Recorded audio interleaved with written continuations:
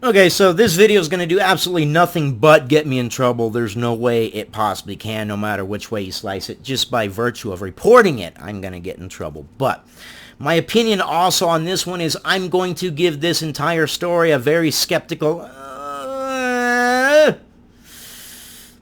it fits a narrative too well, and anytime anything seems to fit a narrative and a cookie cutter position just all too well, and then when you look into the facts, you're like, well, but they didn't get it from the float that they said that they got it from. They got it from something else. Okay. I think we're going to find out circumstances are a little bit different than what they're reporting on this, but hey, maybe it did happen exactly the way they said. But right now I'm looking at this with a very, very skeptic. It doesn't sound right. But let's read it. A 12-year-old was given a black doll with beads forming a noose around its neck at a Mardi Gras parade. When a person gets called up to a float at a Mardi Gras parade, it's usually a sign they're about to get something special, what seasoned parade goers might call a good throw. But what one young girl at the Krewe of Nereids parade Sunday in Bay St. Louis, Mississippi got instead was something disturbing.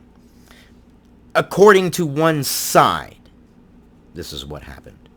Nicole Fairconetcher and her family, forgive me if I butchered that, gathered in front of their usual spot along the highway Sunday to watch the annual parade.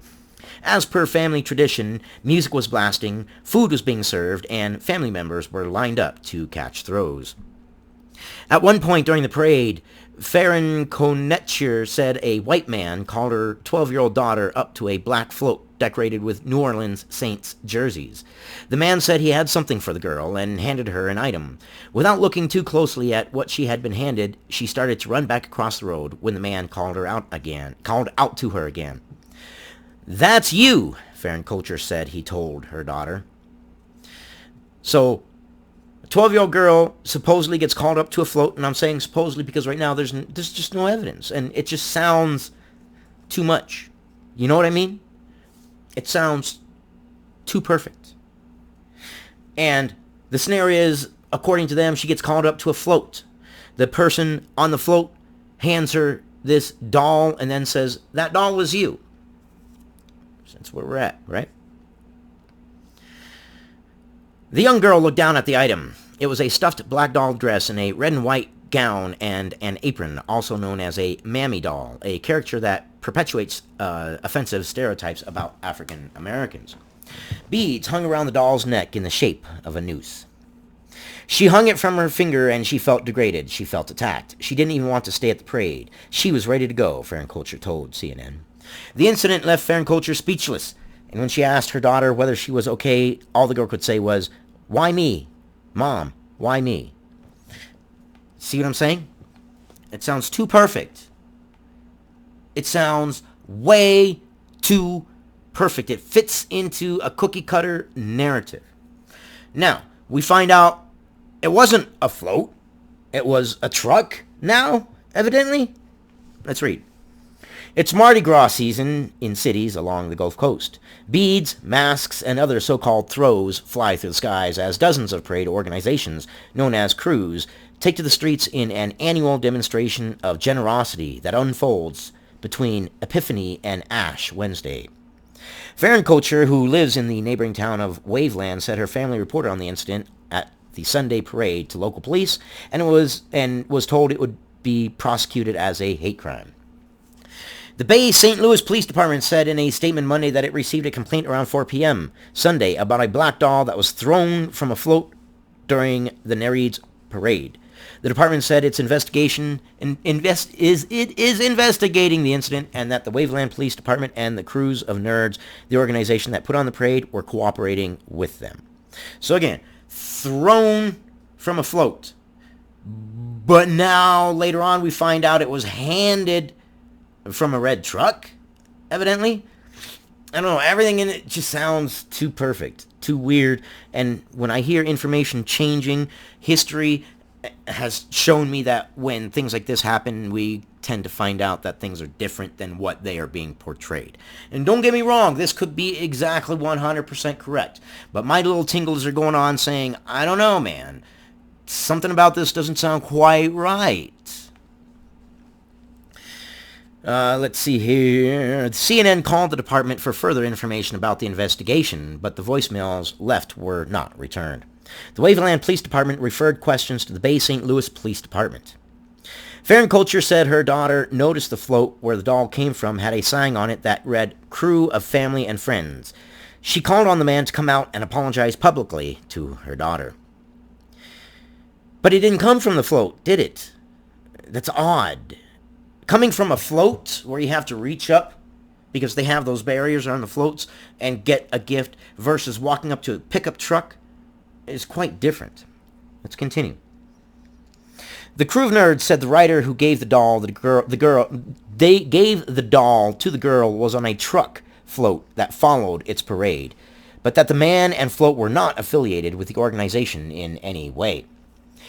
The Nereids organization, and forgive me if I'm butchering that name, does not condone or agree with this behavior and has never approved of nor supported any offensive conduct in the past. Nor will such offensive conduct and racially divisive acts be tolerated or excused, now or at any time in the future, the organization wrote on a Facebook post on Monday. The crew of Nereids said it would cooperate with local authorities and that it was trying to identify the man responsible. The organization added it would take steps to ensure that similar offensive conduct did not occur again, although it did not elaborate on what those steps were. Well, how would you, if the person isn't involved with your crew, then how are you going to prevent some random person from doing some random thing? You can't. You're promising the impossible. The crew of Nereids did not respond to an email from CNN seeking further comment. First off, it does not look, if this happened in this manner, that this person was part of this float or even part of this parade. It could have been just a random individual. Secondly, my God, I don't know, it just strikes a narrative all too well. I just have this feeling like we're going to find out some information that's going to be like, okay, well, that doesn't make sense as the investigation continues. And I hope that they find something, anything, any kind of information. And if it happened, I hope they find the person and do charge him with a hate crime because, yes, evidently it is a hate crime. But right now, we don't have any evidence anyway. All we have is what people are saying. And right now, what they're saying is it's too perfect. You know, there's going to be things in there that are going to be like, well, it was this or that or this or that. Something's going to come about. Anyways, Farron Culture said there's been an outpouring of support from the community in both Bay St. Louis and Waveland. Messages have been pouring in on Facebook, she said, and a stranger who saw the incident has been reaching out to the family daily to check in. She said a state representative has gotten in touch, and so have people from the NAACP, the Boys and Girls Club, and the local school district. You see what I'm saying? Everything looks like victimhood bucks type thing. Maybe they're exaggerating it. Maybe it's not even an exaggeration. Maybe it didn't happen that way at all. And then maybe it did happen that way. But skeptically right now I'm looking at it like, I don't know. It sounds too perfect. We're trying to keep her lifted and let her know that it is okay, and to let other people know that if this happens to them, they need to say something, Farron Culture said. She said she's proud of the way her daughter has handled the incident, with bravery and strength. If there's one lesson that the events of this weekend reinforced, it's that we don't run from trials in life. And I agree, don't run from trials in life. And one of the trials we don't run from in life is our own opinions. And I read this, and I saw a couple stories on it, and everybody's reporting on it, and it doesn't sound smooth. You know how you have those crimes or something that happened, like Jussie Smollett. It didn't sound smooth. It didn't fit. It was too perfect. There was too much. There was too, this is not quite that level, but it is, hey, wait a second, something about this is a little too weird. It sounds way too perfect. And if it did happen this way, then absolutely, the guy should be charged with a hate crime, 100%, and I hope they catch him. Something in this is telling me, I don't know, something in this is telling me it's not right. There's something more to this. But those are my thoughts and my opinions, and if I'm wrong, absolutely call me out on it. And if it comes out that the story, they find the guy and he says, yeah, I did it, absolutely. I'll make a story saying, yeah, I was 100% wrong on my skepticism, but I don't believe it's bad to go into anything with skepticism. I'm listening to the report and I'm saying in my gut, I don't know. I don't know. It sounds too perfect. You know what I mean? But I could be wrong. Give me your thoughts and your opinions, and I'll see you guys on the next one.